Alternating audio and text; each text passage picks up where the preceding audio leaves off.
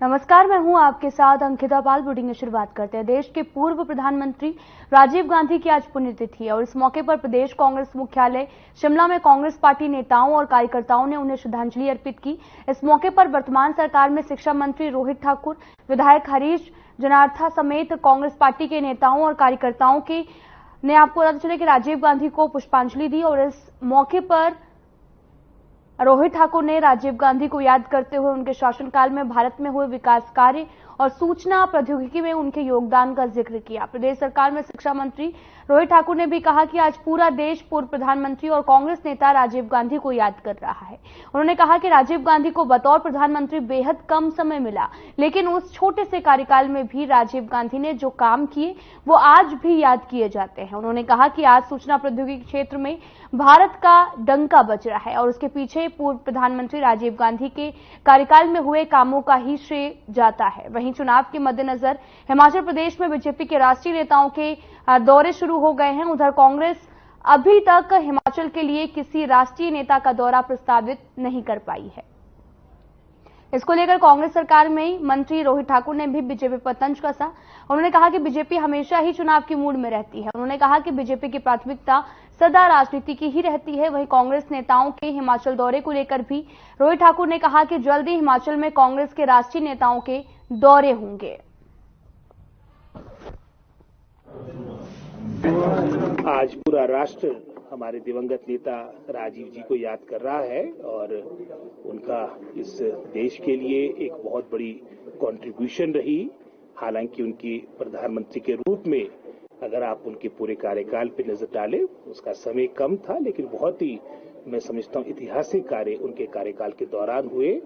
विशेषकर मैं समझता हूं इंफॉर्मेशन टेक्नोलॉजी, जिसका आज डंका पूरे विश्व में भारत बना रहा है और आपको एक अलग पहचान है हमारे देश की, उसमें उनका एक बहुत बड़ा योगदान रहा। हमारे महिला सशक्तिकरण, युवाओं के सशक्तिकरण के लिए जो कदम उनके कार्यकाल के दौरान उठाए गए वो ऐतिहासिक है। 18 साल का मताधिकार उनके ही कार्यकाल के दौरान एक बहुत बड़ा फैसला तत्कालीन सरकार ने लिया था और साथ ही साथ महिला वर्ग की भागीदारी आपकी सुनिश्चित हो, इस सोच के साथ पंचायती राज में भी जो हमारा 33% का जो रिजर्वेशन आया था उनके कार्यकाल के दौरान ही उसकी नींव रखी गई थी। उनकी बहुत बड़ी कंट्रीब्यूशन है और वर्तमान में मैं समझता हूं कांग्रेस पार्टी ने ही पूरा राष्ट्र उनकी सेवाओं को हमेशा याद करेगा और अंत में देश की एकता और अखंडता के लिए उन्होंने अपना सर्वोच्च बलिदान दिया था। हमें मैं समझता हूं गर्व है कि हमारे देश में ऐसे नेता रहे हैं।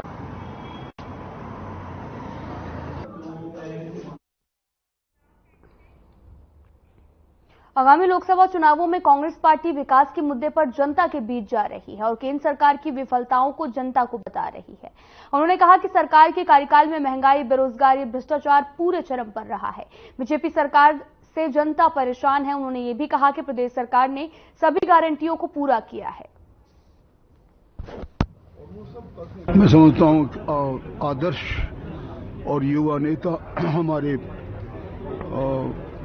सर्वप्रिय माननीय प्रधानमंत्री रहे राजीव गांधी जी की पुण्यतिथि है। हम इस अवसर पर अपनी श्रद्धांजलि अर्पित करते हैं और देश के युवाओं को आह्वान करते हैं कि उनके बताए गए मार्ग पर चलें, उनकी बताई गई नीतियों को ध्यान में रखें। जो आईटी का रेवोल्यूशन जिसकी वजह से आज हम कहां पहुंच चुके हैं उसे याद रखें और भारत के विकास में सभी लोग अपना अहम योगदान दें। इस लोकसभा के चुनाव में अपना ठीक योगदान दें। पर जो शब्दावली कंगना जी ने दलाई लामा जी के अगेंस्ट कही वो भी लोगों को सहने योग्य नहीं है। आफ्टर ऑल वो धर्म के गुरु हैं और शांति के प्रचारक हैं। आफ्टर ऑल ये अंतर्राष्ट्रीय सॉर्ट ऑफ फिगर हैं और मैं तो स्वयं उनका शिवालय के गया तो मैं समझता हूं कि कंगना जी को भी अपनी शब्दावली पे बहुत ध्यान देना होगा। फिलहाल यहां रुकते हैं एक छोटे से ब्रेक के लिए।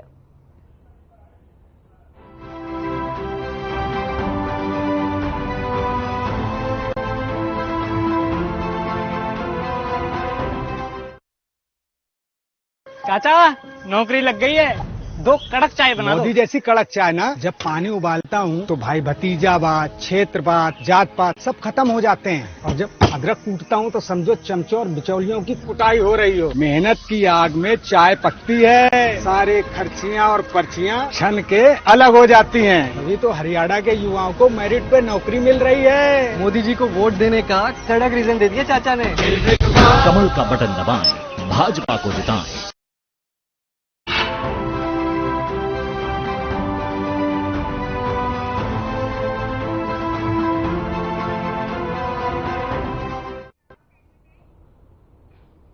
हिमाचल प्रदेश में 7वें चरण में चुनाव की तारीख जैसे जैसे नजदीक आ रही, राजनीतिक दलों में भी एक दूसरे पर आरोप प्रत्यारोप का दौर और ज्यादा बढ़ता जा रहा है। देश प्रदेश में आपको बताते चले कि कांग्रेस के उपाध्यक्ष नरेश चौहान ने 24 मई को होने वाली प्रधानमंत्री मोदी की रैली को लेकर बीजेपी पर निशाना साधा। उन्होंने कहा कि हिमाचल प्रदेश में विधानसभा चुनाव के वक्त भी प्रधानमंत्री ने रैली की थी। भाजपा के नेता और इनके अध्यक्ष जयराम ठाकुर जी और बिंदल साहब बार बार इस बात का जिक्र कर रहे हैं मीडिया में कि 4 तारीख के बाद हिमाचल प्रदेश में परिस्थितियां बदलेगी। हम इनसे पूछना चाहते हैं कि किस प्रकार की परिस्थितियां बदलने वाली हैं। आज भी लोगों द्वारा चुनी गई कांग्रेस की सरकार बहुमत में है, और इन चुनावों के बाद जो माहौल बना है उसके बहुत बड़े कारण हैं। जो कुछ प्रयोग भाजपा के नेताओं ने साजिश करके इन 6 लोगों के साथ जो साजिश रची थी, उसके लेके जो है हिमाचल प्रदेश के लोगों में बहुत बड़ा गुस्सा है। आप कहीं भी बात करें, चारों तरफ लोगों में एक बात को लेकर अफसोस है कि ये जो मॉडल था ये हिमाचल प्रदेश में कभी नहीं हुआ। भाजपा क्या दर्शाना चाहती है कि सरकार गिराने की जो साजिश हुई धन बल के जरिए, आप काबिलियत समझते। शिमला में पूर्व प्रदेश अध्यक्ष और पूर्व मंत्री सुरेश भारद्वाज की अगुवाई में चुनाव आयोग को काजा प्रकरण पर शिकायत दर्ज की गई है, और इस शिकायत में बीजेपी ने आरोप लगाया कि जिला प्रशासन और हिमाचल प्रदेश चुनाव आयोग प्रदेश सरकार के दबाव में आकर काम कर रही है।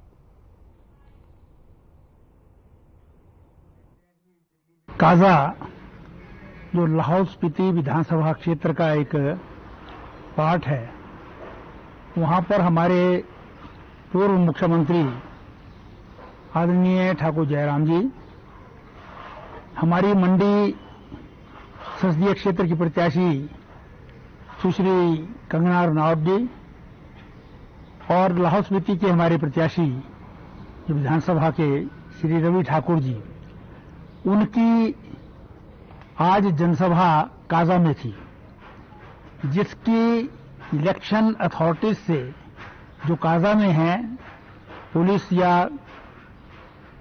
सिविल अथॉरिटी से परमिशन बाकायदा ली गई थी। लेकिन वहां की जो अथॉरिटीज हैं, वो एसडीएम होगा, एडीएम होगा या पुलिस की अथॉरिटीज होंगी, उन्होंने साइमल्टेनियसली कांग्रेस को भी वहीं पर उसी वेन्यू के साथ जो है वो सभा करने की परमिशन दे दी, और एक ही टाइम पर जो है वो परमिशन दे दी, जो कि जानबूझ करके गवर्नमेंट क्योंकि हिमाचल प्रदेश में कांग्रेस की है, इसलिए उन अधिकारियों ने उस प्रेशर में आकर के जो है वो परमिशन दी होगी, जो हम एज्यूम करते हैं। जिला कुल्लू की सैंज घाटी में नदी में चल रहे ड्रेजिंग कार्य का निरीक्षण करने पहुंची टीम का ग्रामीणों के द्वारा घेराव किया गया, तो वहीं ग्रामीणों ने भी आरोप लगाया कि टीम के द्वारा उनकी मांगों को अनसुना किया जा रहा है, और ऐसे में काफी देर तक मौके पर बवाल मचा रहा और प्रशासन के द्वारा ग्रामीणों को बड़ी मुश्किलों से भी शांत कराया गया। आपको बताते चले कि मिली जानकारी के अनुसार घाटी में ड्रेजिंग कार्य की जो निगरानी के लिए तहसीलदार बंजार रमेश कुमार की अध्यक्षता में कई विभागों के अधिकारियों की गठित कमेटी ने नदी के साथ में लगते बिहाली से लेकर न्यूली गांव तक कई स्थानों पर चल रहे कार्यों का निरीक्षण किया।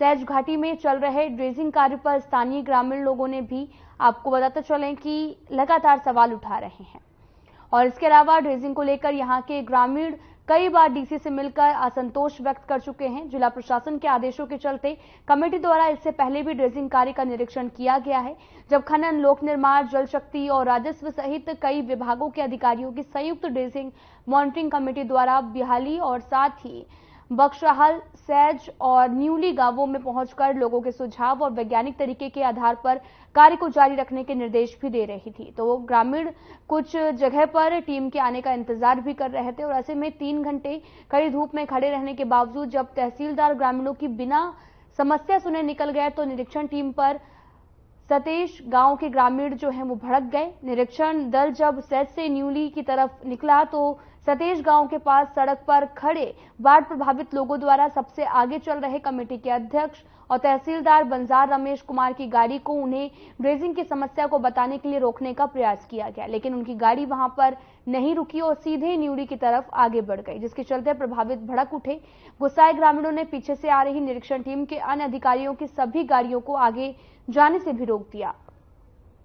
मामले की गंभीरता को देखते हुए निरीक्षण दल द्वारा तहसीलदार को वापस बुलाया गया। इस दौरान ग्रामीणों और निरीक्षण टीम के सदस्यों के बीच तीखी नोकझोंक भी हो गई।